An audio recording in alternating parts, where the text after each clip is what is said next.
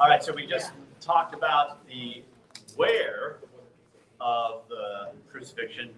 Now in this lecture, we're going to talk about the when and try and solve some of the issues about the timing and try to resolve some of the conflicts in the gospel in terms of the timing. Before we jump into this, I want to point out that on my website, if you go to humbleskeptic.com, there are I did a program with David Roll, the Egyptologist, who is not a Christian, but he also had the same view of the Mount of Olives location. So if you look up the program, Locating Golgotha, I think is the title of it, you can hear a discussion of this where I discuss this conversation with David Roll.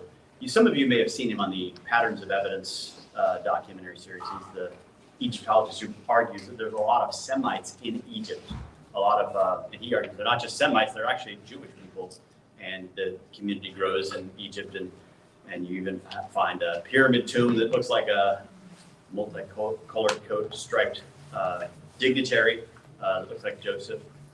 And so some fascinating parallels to the Genesis and Exodus narratives there that he believes, as an Egyptologist, points to the historicity of the writings of Moses.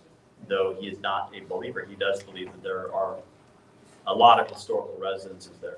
Okay, now, when was Jesus crucified? Let's open up the can of worms by asking the question, does the timing of the gospel make sense? There are some challenges that lead some New Testament scholars, if you don't think about this now, you may later find that you're watching a Discovery Channel documentary and somebody is putting out the thesis that, that John has a different day of the crucifixion than the Synoptic Gospels, and things don't really make sense. It's all haphazard. So let's think through some of these and try to resolve the questions so that we can evaluate whether or not their critique makes sense. If this is a real historical death, burial, and resurrection, it should make sense in terms of a location. I think we've at least got a plausible place to investigate. The top of the Mount of Olives seemed to fit with Golgotha. So when did it happen? Was it on the eve of Passover, or was it the day after the Passover, or the day after that? There are some challenges that we need, some hurdles that we got to get through. First hurdle is this passage here in John 12, which says 6 days before the Passover, Jesus came to Bethany. So if Jesus is crucified on Passover, this would be 6 days before that. Well, if this is Passover, if this is Good Friday, then you go 1 day, 2 day, 3 day, 4 day, 5 days, 6 days before. That's a Saturday. Does that make sense? Would Jesus come to Bethany? Would Martha be serving this big thing on a Saturday? No. According to John 11:54, Jesus had been staying in Ephraim, which is well north of Jerusalem, well over a Sabbath day's journey away. And so commentators will discuss this, and they come up with plausible theories of this and that. And the challenge, though, is that if it's Nisan 14 and that's a Friday, then this would mean that there's a lot of traveling on that day, and Mary is serving, and lots of people are serving. She's just one of the servers. It doesn't seem to fit if it's from Friday to Saturday, going backwards in time. So that's one of the challenges. Here's another question. Was the Last Supper a Passover Seder? Have you ever thought about this? So there do seem to be some resonances with Passover. The Passover Seder, you have the lamb shank reminding you of the Passover lamb, and each of the individual items on the food dish, on the Seder plate, remind us of things that happen, like the salty water. It reminds us of our tears. I mean, this is something that I was raised with. There's bread, there's wine, it's unleavened bread. So if this is a Passover Seder, then Jesus is reinterpreting, reinvesting different meaning into the Passover. There is a lot of Exodus themes in the Gospels. A lot of scholars have pointed this out. Jesus he gives a messages on tops of mountains. He gives his own commands. He leads people. In fact, one scene says, when Moses and Elijah appeared to Jesus on the Mount of Transfiguration, it says he spoke of the departure he was going to accomplish. It's a weird way of saying it, right? Spoke of a departure he was going to accomplish. Usually just say, he talked about the fact he was going to get up and go. You're going to accomplish a departure? When you look at it in Greek, the Greek word for the departure is exodus. He spoke of the exodus he was going to accomplish. Think about that. Like, the thing that caused Israel to this is their identity. We were slaves in Egypt, and now we have been redeemed, liberated, set free, given our own land. That's our identity. This is who we are, and we celebrate it yearly with this Passover feast. That was just a preamble to the greater Exodus that Jesus would accomplish. This is just a hint so that we understand it of the greater thing to come. He's talking to Moses and Elijah about this. All right, so some scholars will argue that John differs from the synoptics in the date of Jesus' crucifixion. The crucial question at the heart of this debate relates to our understanding of Passover and the Feast of Unleavened Bread. Here's the most important text. Numbers 28, 16, and 17 says, on the 14th day of the first month is the Lord's Passover, 14th day of the first month. By the way, weird. It's weird. Rosh Hashanah. Anybody know what time of year it is? Middle of October. What? It's the middle of their religious calendar. I know, but when does it usually appear on our calendar? September, October. Yeah. Why? That's weird. It says here the first day of the first month. So the Passover is the Nisan 14th. First month is Nisan. And there are actually some Old Testament texts which say, this shall be the first month of your year. This will be the head of the year. The Rosh Hashanah is actually referring to, it's not called that in the Old Testament. It's basically the Feast of Trumpets. It became Rosh Hashanah after they came out of Babylon, because they started using the Babylonian calendar. And that was their new year in Babylon. And they still go by that. But according to the writings of Moses, the head of the year is Nisan, the month of Nisan. It's a spring, which makes sense, doesn't it? Like, hey, it's a new year, and the flowers are blooming. It makes sense to have a new year like springtime. This is where the month Jesus is resurrected. That new life, new year, new identity. The Exodus, you're no longer slaves. You have a new identity. So that's to mark the new year. First day of the month. New month, the first month, is the Lord's Passover. And on the 15th day, it's a feast. Okay, so you have two things here. Passover is on the 14th day, and then the unleavened bread feast starts on the 15th, and it's a 7-day feast. Okay, so the feast is on the next day, and it goes for 7 days. So if they're having a feast, and it's a Passover Seder, this would mean the Passover had already happened. Okay, so the Passover had already happened, and now they're feasting, and then the crucifixion would be the next day. So think about this, looking at my graphics here. The Passover is at twilight. Let me back that out a little bit. Passover is at twilight here on the 14th. Then you have the feast day. This would be the Last Supper, and then the crucifixion would be the next day. Well, here's where we have to sort of erase our chalkboard, our dry erase board, and then put something new in our mental furniture here. I've just mixed a whole bunch of metaphors, forgive me. What you have to think about is the Jewish understanding of day and night is different from ours. So twilight would be the very end of the day, and then immediately when it gets dark, it's the 15th. So the 14th could be the time when the animal the lambs are slain, and then boom, it gets dark, and now you have the feast. So to us, it would seem like the same day, but for them, it's a new day. This would mean this isn't necessarily the day Jesus was crucified the next day. It would mean he was crucified on this day, because the morning is still that same day. It changed at sundown. Okay, if we get that understanding in our heads right, more things will fall into place.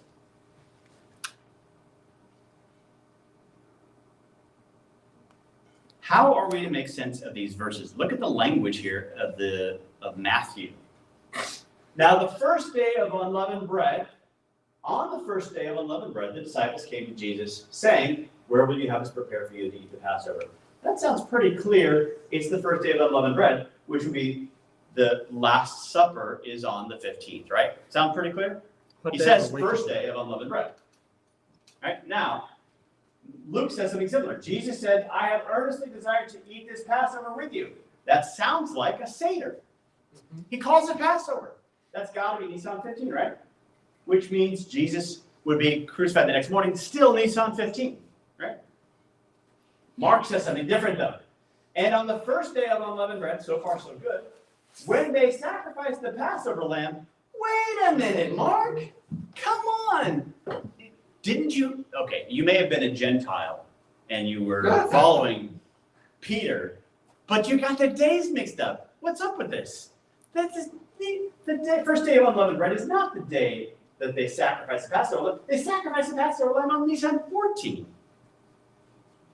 So is this a problem? Is this a corrupt text? Is this show proof that this isn't inspired? Is the 14th Friday? Well, we don't have any indications exactly. Well, there are some indications. It does say they were trying to get ready for the Sabbath, right? So perhaps. All right. But he seems to think that he does say, what's similar to Matthew, it was the day of unleavened bread, first day of unleavened bread. When they sacrificed the Passover lamb, though, is the challenging part. Mm-hmm. He's putting the sacrificial lamb on the same day as the first day of unleavened bread. And then he has the line where we have us eat and prepare the Passover. John's gospel now is very interesting. Now, it was the day of preparation of the Passover.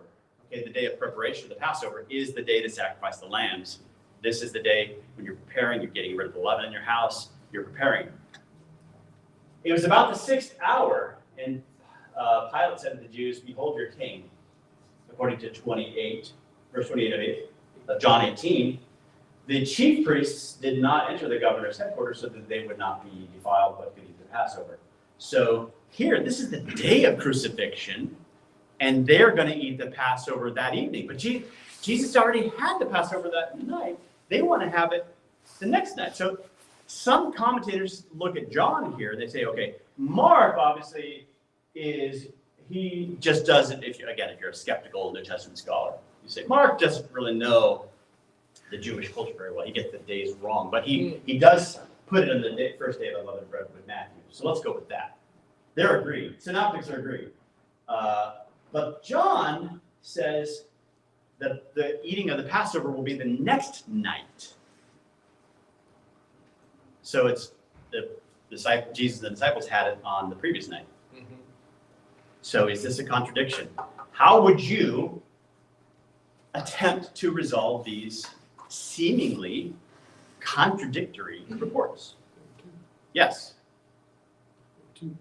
There are two? Two Passovers. Say that louder. There were two Passovers. Two Passovers. Okay, so there's two feasts.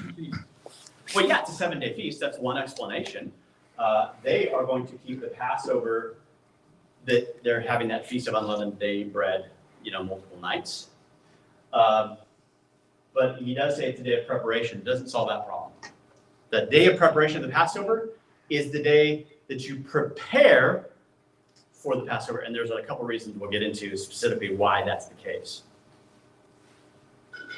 Nisan 15 was a special Sabbath day. Here's where I think really zoning in on our Old Testament. The better you understand the Old Testament, the better you'll be able to understand the New. Leviticus. In the first month, that's the first month of the year, on the 14th day, that's the 14th of Nisan, at twilight is the Lord's Passover, and the 15th day is of the same month is the Feast of the Unleavened Bread. For 7 days you shall eat unleavened bread. On the first day you shall have a holy convocation. You shall not do any ordinary work. In other words, Nisan 15 is a ceremonial Sabbath. It is a Sabbath day. Nisan 15 is a Sabbath day. If you get this in your head, everything will fall into place. Wow. It's a ceremonial Sabbath. And when you look at the Talmud, they say things like there are two kinds of Sabbaths. There's the Sabbath in commemoration of creation, and there are Sabbaths in commemoration of a certain festival. and they were just as serious. So preparation day is preparing for the Sabbath of the Passover, because whatever day that fell on, it was a Sabbath. Nisan 15 was a Sabbath. Now, if that's the case, could Jesus have been crucified on Nisan 15? Because in the reports, they're trying to hurry up because the Sabbath was coming. But was it already the Sabbath? If this is the time in which they are,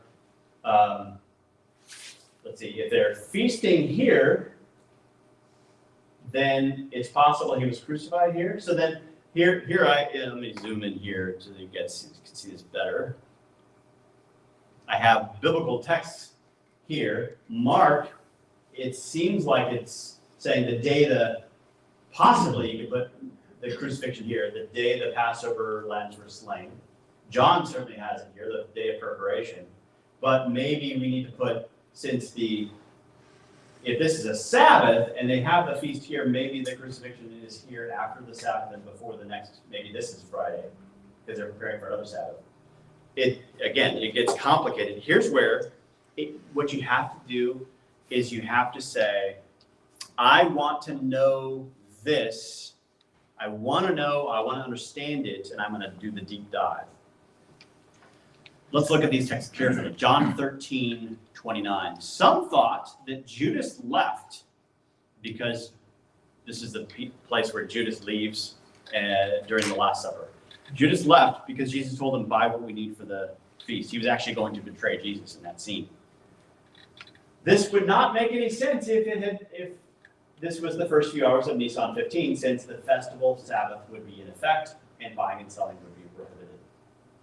If they're having dinner here, no one would think that Judas is going to go out and buy stuff. Okay? Because he can't. Everything's closed. It's a Sabbath already. After sundown, it's Sabbath, and then Jesus would be crucified on a Sabbath. That doesn't make sense either, because they're trying to hurry because the Sabbath is coming. All right? Another text, John 19:31. It was the day of preparation, so that the bodies would not remain on the cross on the Sabbath, for that Sabbath was a high day. They asked Pilate, the Jews asked Pilate, that their legs might be broken. So this language of a high day is actually very significant. We find this language in another part of John's gospel. In that part, in the ESV, it translates a great day. It's the same in Greek, high day, great day. And when you look at that language, it's the same kind of language we find actually in the Greek version of Isaiah 1:13, which in our ESV calls it a solemn assembly, but it's a great day in Greek. And that solemn assembly language carries us back to the language from Leviticus on these special ceremonial Sabbaths.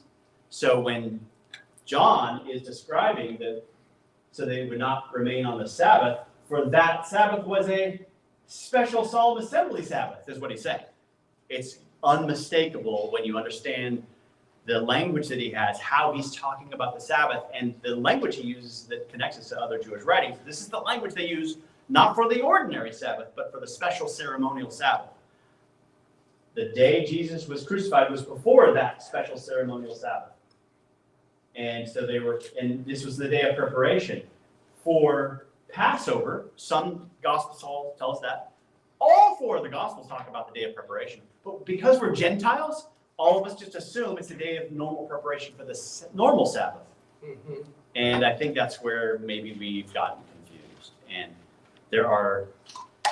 once you understand this part here, Jesus could not have been crucified on Nisan 15. Everything makes sense. He could not have been, because it's so clear it's not the Sabbath. They're trying to hurry up to prevent things happening on the Sabbath. They're working hard to do this, They're having judicial proceedings and things. Mm. So let's reevaluate now the date of the Last Supper. Matthew 26 says this. Now on the first day of unleavened bread, the disciples came to Jesus saying, where will you have us prepare for you to eat the Passover? Where will you have us eat the Passover. Now, conservative New Testament scholar Andreas Kostenberger, I've interviewed him. He's great on the Gospel of John. He's a conservative guy. He's kind of in the tradition of D.A. Carson. But he says this: Jesus and his disciples celebrated the Passover during the early hours of Nisan 15. And this, of course, would mean that Jesus would have been crucified that same day. But how can this be? How can it be that Jesus was crucified on a special ceremonial Sabbath? That's the part that just doesn't seem to, you just can't go with the authorities. The authorities say so. You know, you can do a head count. Well, most scholars say. Sometimes most scholars can be wrong. That's why you can have paradigm shifts. You know that Einstein put out his theories and then 100 scientists wrote like the complaint, like this guy doesn't know what he's talking about. 100 physicists until he was proven right later. Now we know him as a very famous, you know, paradigm shifting scientist. That sometimes happens. I think that Kostenberger here can't be right when you look at the details closely. It doesn't work. Luke 22:15. Jesus says, I have earnestly desired to eat this Passover with you. He's eating the Passover. So it seems like Nisan 15. How do we explain that, though? Mark 14, the first day of unleavened bread, when they sacrificed the Passover lamb. He gives us some kind of clue there. We can either take it one or two ways. Maybe he's wrong about the unleavened bread day, and he's right about the when they sacrificed the Passover lamb. However we end up resolving Mark's word, he does seem to place the Last Supper on Nisan 14, which would mean he was crucified later that day, if you focus on the lamb. John 19:14. Now it was the day of preparation of the Passover, and it was about the 6th hour. And Pilate said, behold your king. So it's the day of preparation of the Passover.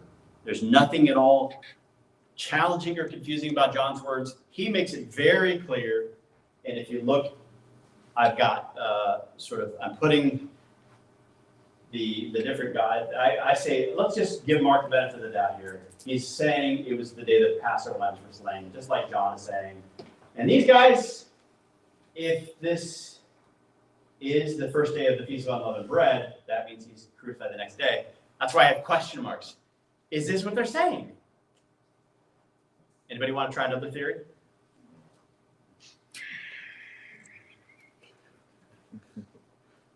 I stumped you all. John 13:1 seems to be the known cacophony. John 13:1. What's John 13:1 say? It's the Last Supper, but he says before the Feast of the Passover. Before the Feast of Passover. Yeah. So that's pretty clear, right? Yeah. I was just thinking about how Jesus said nobody knows the day or the hour. The Passover feast, consulting other Jewish sources. Okay, here's where, again, the deeper dive, know your text in its context. What if I told you before the Iron Curtain fell, my dad went to Germany, Eastern Germany, okay? Some of you will get this, and some of you won't. Some of you are picturing in your heads some kind of weird drapery that's made of iron. Okay, and others understand that reference of Iron Curtain actually takes you back to, it's a reference to the Soviet Union. Okay, and it's before certain historical events happen. So what if certain words and phrases are like that in the Bible? You see them and they don't, the iron and curtain don't make sense to you as a reader, especially if they've been translated in wonky ways. But when you understand the historical backdrop, let's say people 500 years from now don't understand that the words Iron Curtain refer to the Soviet Union. And then they start trying to make sense of what does this even mean to have an Iron Curtain? Was that a thing then? That can be confusing. Well, that is, I think, what happens a lot in biblical interpretation. We don't understand what the phrases meant in the time. But here, these ancient sources, I think, really illuminate what's going on here. The Talmud says, on the eve of Passover, Yeshua was hanged. Guess what? The Talmud agrees with John. Eve of Passover. So this is the time, the day of preparation of Passover, culminating in the slaying of the lambs, and then it would be nightfall, first day of unleavened bread. He's saying on the eve of Passover, before the next day happened. Talmud agrees. And notice, by the way, it says he was hanged. This is the way they would say it. They wouldn't say crucified. They would say hanged, because it's sort of, dastardly that they had him crucified. But they hanged him on a tree. That's the way they talked about it. Cursed is he who hanged on a tree. That's what Paul said. Because he practiced sorcery and enticed Israel to apostasy. That's actually the explanation that goes through the early Jewish community. Whenever you see people talking about Jesus, nobody denied that he existed. Nobody denies he existed up until like the 16th century. It's just not a thing. Nobody denied that he performed miracles. They just said he used the dark side of the force. He appealed to, it was sorcery and it was demonic, which, by the way, this is the record written in the Talmud. It was the oral teaching of Israel that matches the Gospels. We find in the Gospels, the authorities are saying, he's doing this by the power of Beelzebub. Jesus gave very harsh language to that. Do you agree to say something? No, I just said Beelzebub before you did. Yeah, Beelzebub, Beelzebub. Josephus now says this: we keep a feast for 8 days, which is called the Feast of Unleavened Bread. Wait a minute, what? Did you catch it? Were you paying attention? What's different? What is Josephus saying is different? 8 days. What did the other text say? 7 days? Where did it say 7 days? The Bible said 7 days, and Josephus is saying 8. What is going on? All right, let me solve it. So, we keep a feast for 8 days, which is called the Feast of Unleavened Bread. It's a Feast of Unleavened Bread for 8 days. The books of the Old Testament say 7-day feast. Josephus calls it an 8-day feast, and it's the Feast of Unleavened Bread. That could solve some issues, couldn't it? First century Jews had called it an 8-day feast for whatever reason. Philo, another festival is combined with a feast of Passover, using a food different than the usual one, namely of unleavened bread. Okay, so there's 2 festivals and 2 foods, but they're combined together. One of them is the unleavened bread part, and the other is a leavened bread part.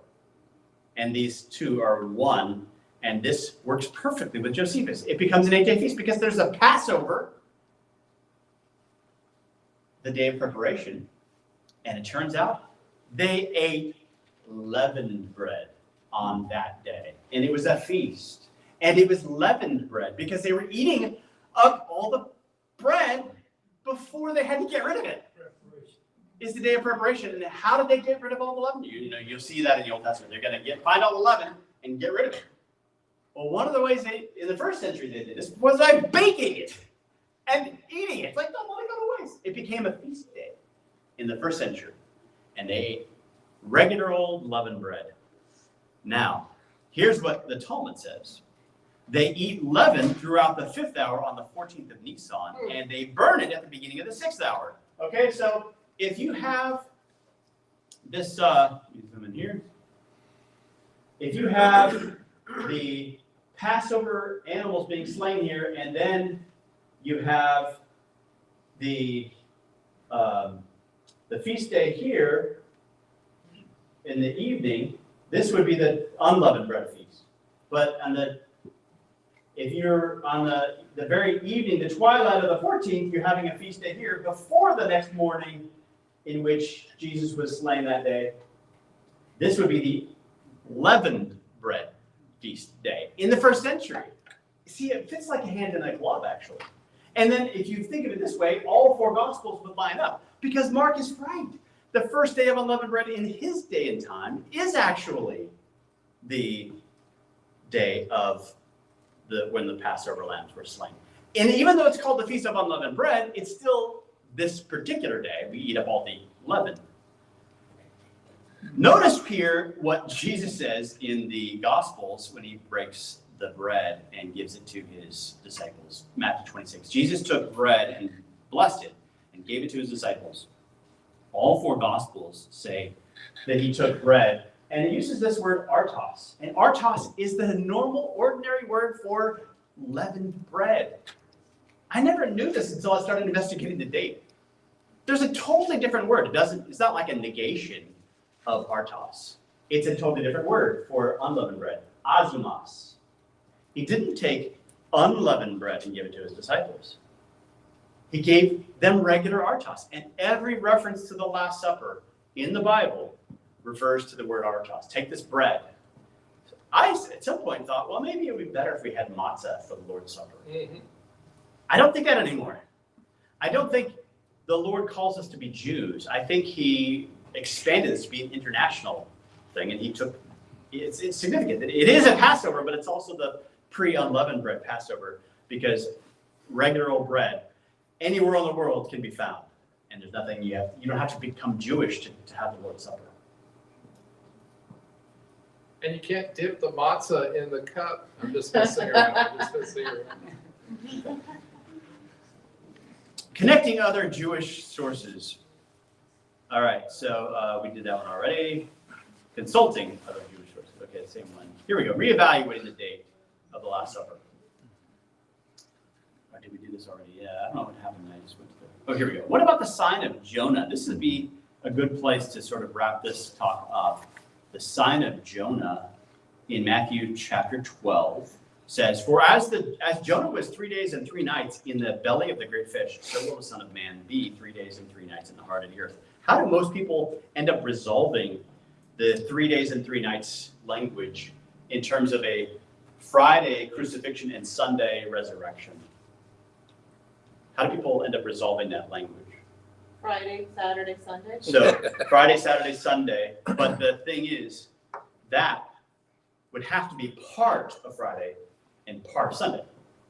So that's the typical way of resolving this is you have partial days equal a day, okay? And that makes a certain amount of sense until you actually listen to the language of Jesus, that it's 3 days and 3 nights. Look at the way this works out. If you think about the 3 days and 3 nights, you have night, day, night, day, night, day. So if he's crucified on a Friday, in preparation for not only the Passover Sabbath, but the Sabbath, so double Sabbath. If he's crucified on this day, it would have to be partial because it was right before sundown. And they're trying to hurry it before the Sabbath. He dies somewhere before sundown, so it's a partial day. So assuming that that's a good enough, authentic way to do it, you'd have a complete night, a complete day, a complete night, and a partial day, depending on where you're here. Because some texts we'll see when we talk about our next lecture about reconciling the differences between the resurrection accounts. Is it right at right at the sunrise, or is it when it's still dark? If it's still dark, then that wouldn't be a partial. But here is the problem: it's not 3 nights. So how do you resolve it? Is Jesus not really being literal? What do you do? Yeah. But aren't there 2 Sabbaths? There are 2 Sabbaths. What do you mean by that? Because of the ceremonial Sabbath. Yeah. So couldn't that factor into the timing of things? I think it does, and I think you're right, spot on. But we're gonna have to flesh it out a little bit to make it understandable. But yes, you're on something. Any other thoughts? All the scholars say, a part of the day includes both day and night, and the thinking back then. Yeah. That's what you hear. And that's what you hear, but that's their way to explain their way out of the conundrum, because Jesus does seem to make a separation, 3 days and 3 nights. Also, in Genesis, God always speaks about the morning and the evening. Yeah, and that's significant, isn't it? Morning and evening, he's making a separation, yeah. When did the day start? Is it 6 a.m.? No, the day started at 6 p.m. Basically, at sundown, that's when the day starts. So it starts for us, as soon as it's sundown, it's a new day for them on their calendar. So the evening and the wee hours of the morning for us, what would be like 1 a.m. For them, it's like at 6 p.m. whenever the sun officially sets. That's the new day. We didn't talk about when Jesus died, there was darkness between noon and like 3 p.m. or 3 Oh yeah, there was darkness, but it wasn't like a new day. It was just it was darkness on the land. So it would be very dark clouds or an eclipse, something. You had a question, Rebecca? Where? Yes. Wouldn't that change with the seasons, like we're doing right now? Oh yeah. So it wouldn't just be 6 p.m. exactly. I'm just saying roughly. It's whatever evening is. So yes, that would change and vacillate. But still, it's whenever the sun goes down, that's a new day. Is stretching or? Okay. What changed my thinking on this is the road to Emmaus. where they're talking to themselves right before they're talking to Jesus, and they say, it's been 3 days since these things happened. Yeah, And so if that's Resurrection Sunday, and you start backing it up Yeah. 3 days Yeah. since, yeah. that gets you to So a Thursday. Sunday, and it's 3 days, so 1 day since would be Saturday. Mhm. 2 days since would be Friday. 3 days since would be Thursday. It gets you to a Thursday. It gets you to a Thursday. So maybe the emphasis on church history, maybe the language of Good Friday is just because as Gentiles come to the text, we see the preparation of the Sabbath, we just assume it's Friday. But were there any texts that said it was Friday? All right, now let's look at the details here of the 15th. That's very helpful. 15th was a festival Sabbath. There is no text that explicitly states that Jesus was crucified on Good Friday. That's just an assumption based on the fact that it precedes the Sabbath.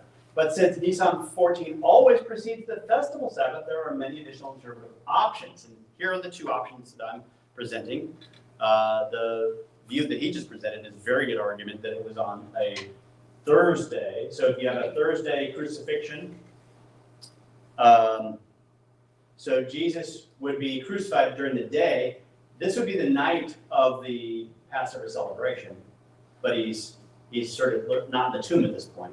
But he does get put in the tomb on a partial part of Thursday, and then he'd be in the grave all day here, all night, all day. So you have day, night, day, night, and that would be a partial night. Because if it's a partial night, if it's not the entire way until sunrise. It's right before, it may just be a couple minutes before, or it could be a full day right there at sunrise, who knows? All right, so, or it can also work out, apart from the verse he just mentioned, it could also work out that it's a Wednesday crucifixion where you have a partial that doesn't count, and then you have a full day-night sequence, day-night sequence, day-night sequence, and a partial that doesn't count.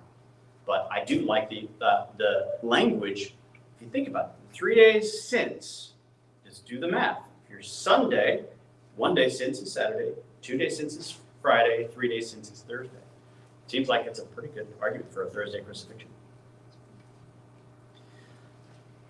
All right, so here's the question we'll end with. Does the timing of the Gospels make sense? The answer is yes, but you have to, before going through this lengthy process, it would be easy for you to be confused, right? So when you see something confusing and conflicting, Mark here is conflicting with Matthew. Now you know, at least in your head, there could be a hypothetical way to resolve these things, because I have seen things be resolved in ways that I didn't even expect on other areas. So don't be easily led astray. Often we're led astray by people who tell us what we want to hear. I don't want to be associated with any of this anymore. Yes, this is all hogwash. And it's appealing and it's persuasive until you look at it deeply and you say, no, actually, when you study these texts in their context, it makes the most sense. In the first century, they had an 8-day celebration of the Feast of Unleavened Bread. It's kind of like, there was a movie years ago called Lorenzo's Oil, and these particular, has to do with a particular disease, neurological disease, and the whole community had their theories about it. And then this one father who has a child with this disorder ends up saying, okay, I'm going to do some research because you guys can't, there's no solution. He does all his research. And then he says, well, what if it's this? What if it's that? And then he comes up with these theories and they all like, we're the doctors. We've got this figured out. He ends up creating his own, kind of oil that ended up becoming a therapy that solved the problem. He thought outside the box, and he presented something that ended up challenging the orthodoxy of his time. Sometimes facts are like that. We resist the conclusion of the evidence, partly because we're unaware of it and we're used to our pre-existing paradigms. So here, this would have to overthrow a paradigm, right? It's weird to say Jesus is crucified on Good Thursday, but I think that's where the evidence is pointing to. So, how does this resolve the issue we talked about at the beginning?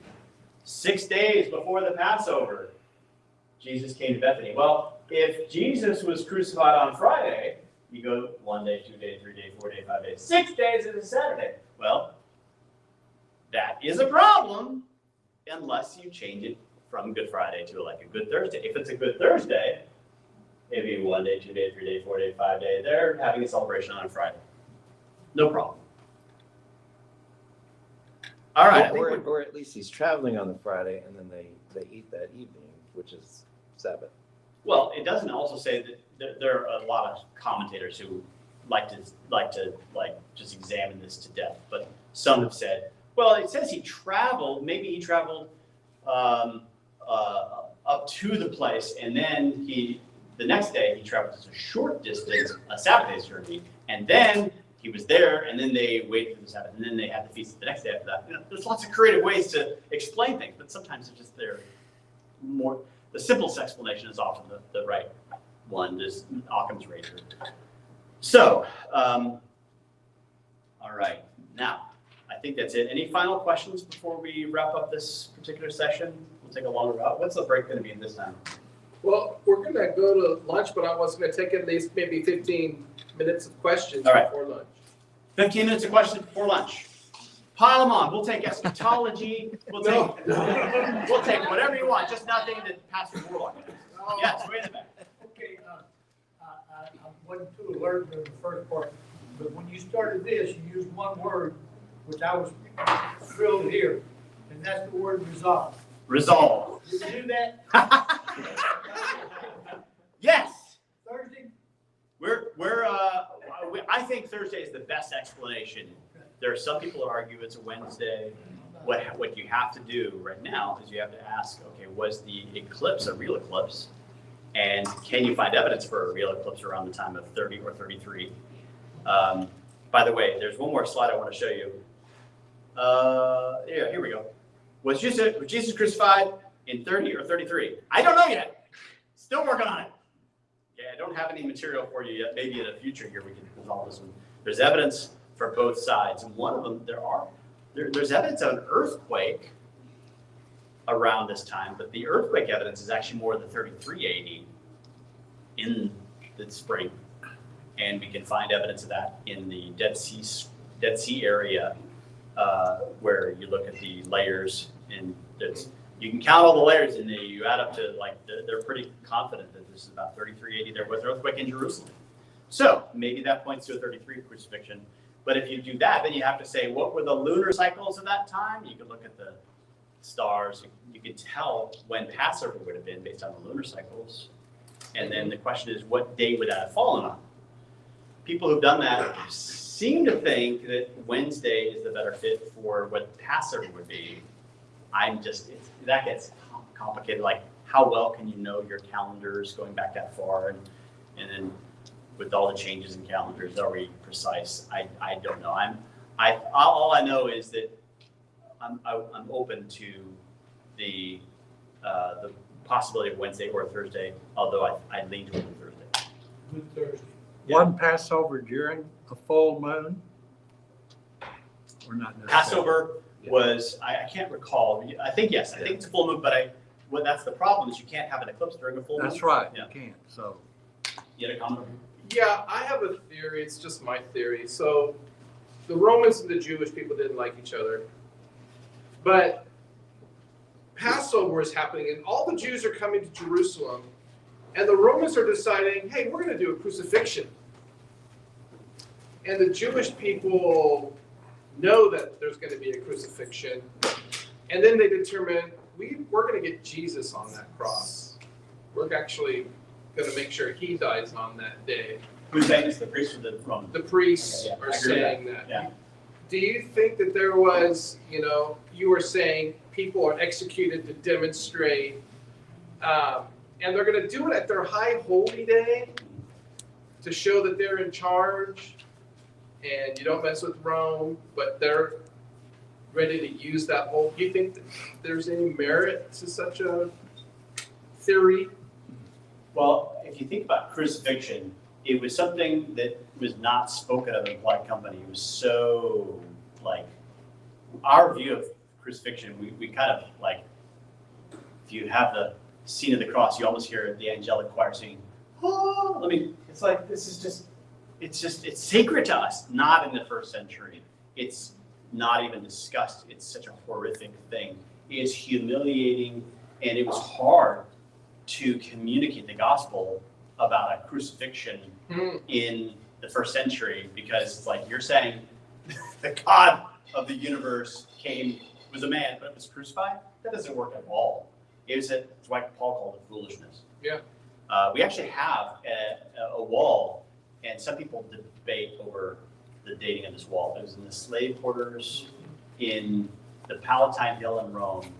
It's either Claudius or it's Nero or it's Domitian's wall, and it's slaves etching, and you have this image of a crucified man with a donkey head, and then a guy worshiping the image. And it says underneath it, Alexamenos worships his God. I've researched this. When you look at the earliest accounts when it was discovered in 1857, it says this is it's a building of like Claudius and possibly Nero, but it's a first century thing. Later, over time, it creeps and it becomes a late second century thing. Everything always creeps over to this late second century, just like John was thought to be late second century, until we found evidence that proved it was first century. But that late dating stuff just gets poured in concrete, and you look like a fool if you're in the world of scholarship if you challenge those late dates. Anyway, I just think whatever your view of the dating of this, it shows the number one, a donkey head was just like today we refer to somebody as an ass. That was a thing then too. You'd have a foolish character coming up on stage wearing a donkey head. It was ridiculed back in the first century as well. So it's a foolish thing to worship a crucified person. And this just shows. And by the way, another part of that same area has on the wall Alexamenos, the faithful one. So either written by himself or a fellow Christian friend. If it's a Neronian wall, we do actually have a line about the believers in the household of Nero in Paul's letter to the Romans. There is evidence that there were believers even at that early age. Yes. You mentioned that, I believe it was your lecture, I suppose, about St. Peter, found the bone box of St. Peter Possibly. in Jerusalem. Is it still a consensus that he was crucified upside down in Yes. Rome? Yeah. The earliest reference to his death is that it was upside down. And Jesus even hints at this in the Gospel of John, chapter 21. They will stretch your hands. He said this to show what kind of death he would die. And so the early church history line, whether you can trust it or not, because it was relatively late, I think it's Tertullian, say he was crucified upside down, which was a thing. Crucifixions upside down is a thing. They did it all different kinds of ways. Sometimes they would impale you. Sometimes they would have you crucified this way. Sometimes upside down. Yes. So that's a possibility. I actually think the Simon Bar Jonah could be a bone box that was prepared for him because he left Jerusalem, so he had a family. So maybe it was his, but it just wasn't where he was buried. If he was crucified in Rome, I think he probably would have been buried in Rome. But if it's possible he was brought back and crucified in Palestine, who knows? But Simon and Joseph are very common names. Simon is the most common name in Jerusalem at the time. So it's like Mike, it's a very common name. Joseph is also a very popular top 10 name. So Simon, son of Joseph, doesn't necessarily mean it's our Simon Peter. The other ossuary, Simon of Cyrene, actually what it says is Alexander, the son of Simon of Cyrene. And there are other, that I think is a very good connection to the man who carries the cross. Because it says Simon of Cyrene, and Mark's gospel says the father of Alexander and Rufus. So we actually know that family. Mark is actually saying, you know these people. He's that guy. And the other ossuaries we have associated with that are actually Cyrenian names. So it's very clear that this is a Cyrenian family. And there are a couple of, I think, indications that's the guy. That's Alexander's tomb. And he was the son of Simon who carried the cross. Well, I've been to the Vatican in St. Peter's Yep. Basilica, and under the altar, under the high altar, there is a place where,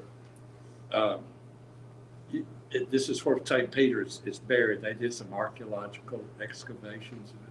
Yeah, I'm not They say sure about- St. Peter is here. Yeah, I'm not sure about the claim that that's the actual burial of St. Peter, just like I'm not sure about the ossuary. I'm more like, I still need to do more searching. But that was a graveyard back in the time of Nero. Yeah, they have established that there had been, in fact, there's a graveyard. It's a book by a guy named Edmonton, The Church in Rome in the First Century, and he argues that there are places in Rome where you find what looks to be Jewish Christian first century burial places. In fact, some that even have names that are in the Bible, like Prisca, Priscilla and Aquila. Prisca is the name he gives Priscilla in the book of Romans. Prisca being the shorthand version, Michael kind of thing. And also the name Peter appearing in later. In other words, these would be Jewish Christians, or not Jewish Romans, but naming their children after Peter. That name Peter is not a Roman name. It becomes a Roman name though in the graves.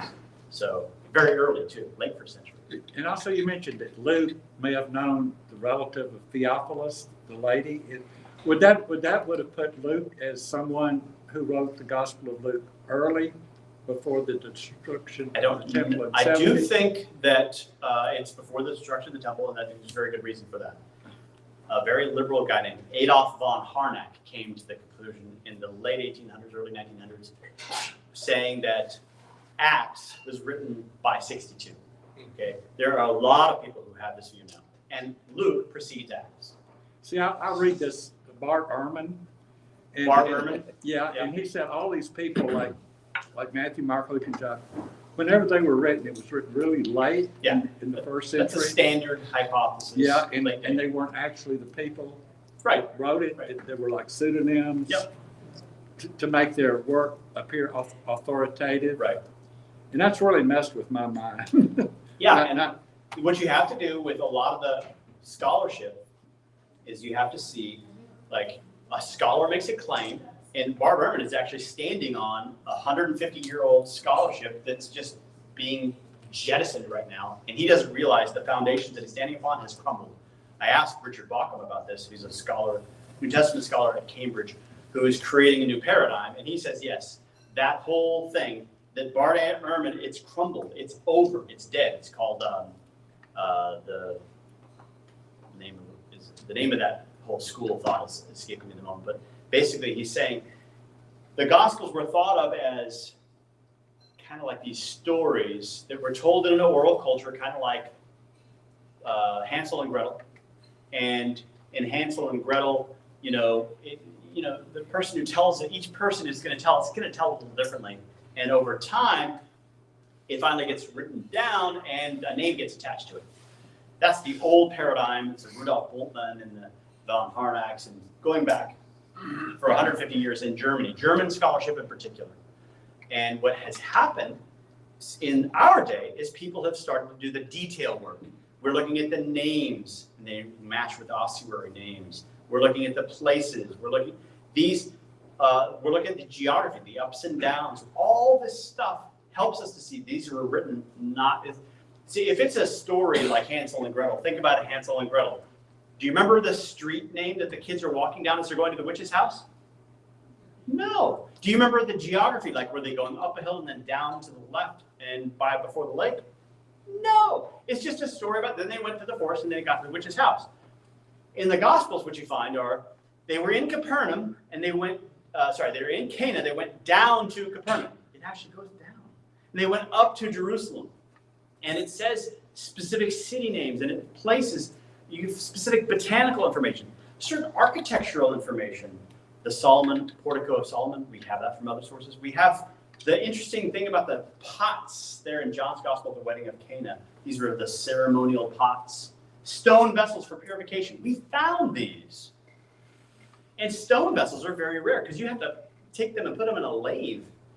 You don't find these anywhere else in the world, but they were the kind of vessels that were not broken because of impurity, so that the Jews used them for purification, but only for a certain very narrow window of time. And guess what? We find them in that narrow window of time in Jerusalem and in places like Cana and in Nazareth, where Jews were living.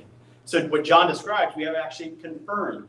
When you do that detail work, you say, no, you can't get that kind of reliable information by the storytelling. And Yeah. people are abandoning that hypothesis that Bart Ehrman is putting forward. And it is no longer, and there's a huge conservative trend, even among atheists and agnostic and Muslim New Testament scholars. And it's like revolutionizing the academy, but it hasn't trickled down to the masses yet, because the masses are still thinking what most scholars think is what I see in the Discovery Channel, where I read in a popular book like Bart Ehrman. That's not what's happening in the academy. Thank you. It's good. All right, but